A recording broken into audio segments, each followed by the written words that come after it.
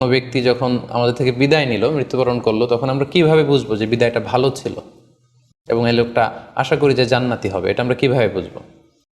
প্রথমত বোঝার মাধ্যম হচ্ছে আন-নুতকু বিশ-শাহাদাতি ইনদাল মাউত।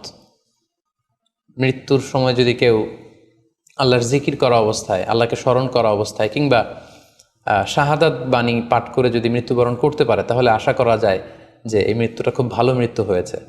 কারণ আল্লাহ রাসূল সাল্লাল্লাহু আলাইহি ওয়াসাল্লাম সুনানে আবু দাউদের এক বর্ণনায় ইরশাদ করেছেন, মান কানা আখিরু কালামিহি লা ইলাহা ইল্লাল্লাহ, যে ব্যক্তির শেষ বাক্য হবে লা ইলাহা ইল্লাল্লাহ এবং এই কালিমাতুত তাইয়্যিবা, এটা পরে যদি কেউ শেষ নিঃশ্বাস ত্যাগ করতে পারে, তাহলে সে জান্নাতে প্রবেশ করবে বলে আল্লাহ রাসূল সাল্লাল্লাহু আলাইহি ওয়াসাল্লাম আমাদেরকে সুসংবাদ দিয়েছেন।